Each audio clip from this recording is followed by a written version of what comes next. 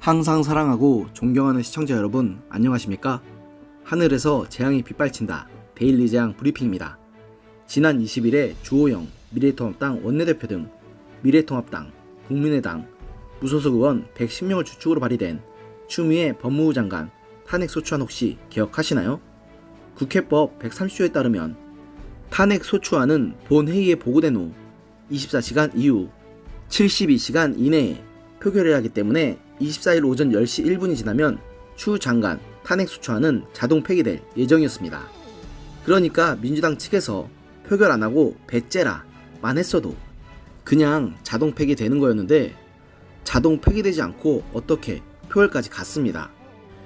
그런데 결과는 여러분들이 예상하시는 딱 그대로입니다.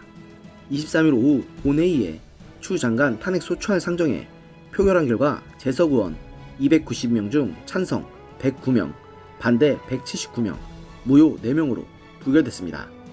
모 재적 의원 가번수인 151명을 훨씬 넘는 180명에 육박하는 의석수를 지금 민주당이 다 해먹고 있으니 이 자체는 충분히 예견된 결과일 것입니다.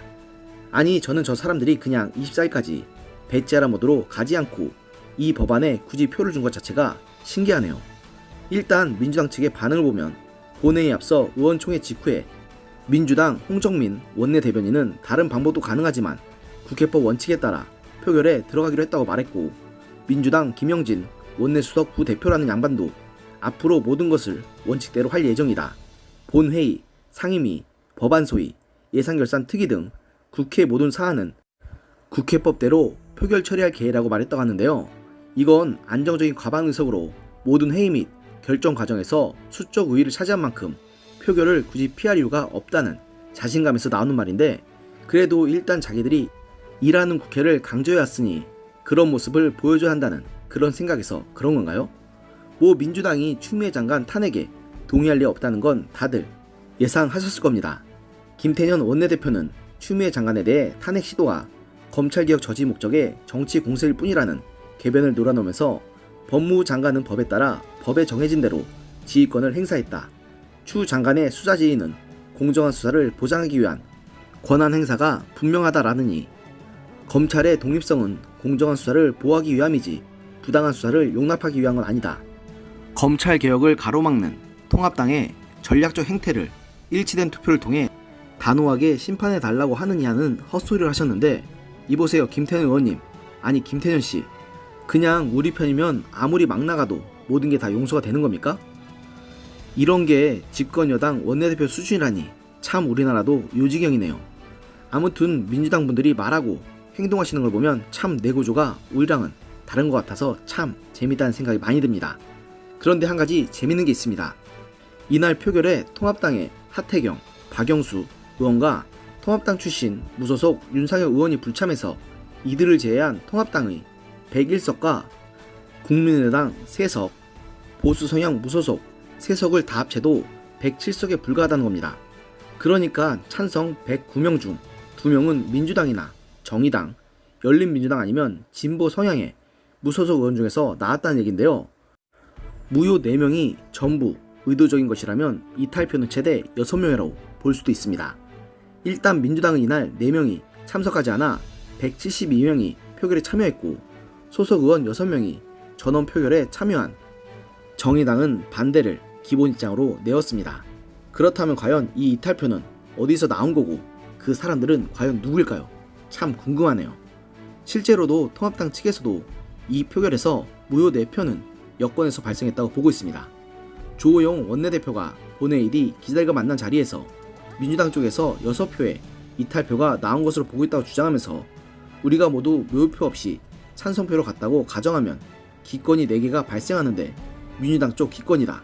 기권은 사실상 찬성 아니냐고 말했는데, 사실 앞서도 말씀드린 것처럼 지금 통합당은 아무리 영혼을 끌어모아도 끌어올 수 있는 표가 명백히 한계가 있기 때문에 주호영 대표의 저런 주장은 충분히 일리가 있다고 봅니다. 민주당에는 그저 내가 없이 당의 지령만 따라하는 의원들만 있는 줄 알았는데 그래도 생각이란 걸 하는 사람들이 있나 봅니다. 아니면 예전 국민의당 출신인 이용호 의원이나 정의당 같은 곳에서 일부 이탈표가 나왔을 수도 있겠네요. 아무튼 여권에서도 분명 민주당에 저런 폭주와 오만에 불만을 가진 사람들이 있다는 것만은 이번 표결 결과에서 나온 이탈표를 통해서 확실히 증명됐습니다. 그리고 이런 민주당 내의 이탈표 발생, 과연 앞으로 멈출까요? 아니면 더 심각해질까요? 모두가 예상하시겠지만 제가 보기에도 임기 후반으로 가면 이런 민주당 내의 이탈표 발생 현상은 갈수록 더 심해지면 심해졌지 이게 멈출 것 같진 않습니다. 임기 후반으로 가면 어느 정권이나 그랬듯 레임덕이 찾아오는데 지금 정부는 지금까지 삽질을 좀 많이 했습니까? 진짜 이 정도로 삽질하기 힘든데 역대급으로 삽질만 하다 보니까 그만큼 국민들의 불만이 커졌는데 결국 부동산 문제를 촉매제로 해서 폭발하지 않았습니까? 특히 이 부동산 정책은 국민들의 재선권 문제와 가장 직접적으로 연결되는 일이고 특히 그동안 문재인 정부의 지지율을 가장 든든하게 떠받들었던 30대와 40대조차 등을 돌리게 만드는 문제라는 점에서 그 심각성은 앞선 정책에서 싸지른 것과는 비교할 수가 없습니다. 당장 돈이 있어도 집을 사기조차 힘들고 힘들게 사도 세금 폭탄만 맞는데 어느 누가 좋아하겠습니까? 머리가 어떻게 된 거 아닌 이상에. 당연히 이런 상황이 된다면 민주당 국회의원들도 서서히 제 살 길을 모색할 겁니다. 물론 지금 민주당은 절대적으로 친문 일색인 정당이긴 하지만 그 중에서도 나는 끝까지 문재인 대통령, 문재인 정부랑 같이 갈 거야 라고 할 사람이 과연 얼마나 있을지는 의문입니다. 지금이야 필사적으로 덮고 있고 자신들이 가진 힘을 동원해서 막고 있지만 그 힘이 과연 영원할까요? 게다가 이제 조만간 민주당에서 이낙연과 이재명이라는 두 거물을 비롯해 여러 대권 잠룡들이 서로 대권을 놓고 물러설 수 없는 싸움을 벌일 텐데 여기서 100% 의원들 간의 줄서기가 벌어질 것이고 이 과정에서 잡음은 무조건 나올 것이며 그러면 각 계파가 과거 한나라당의 친이, 친박처럼 불구대천의 원수가 될 가능성도 충분합니다.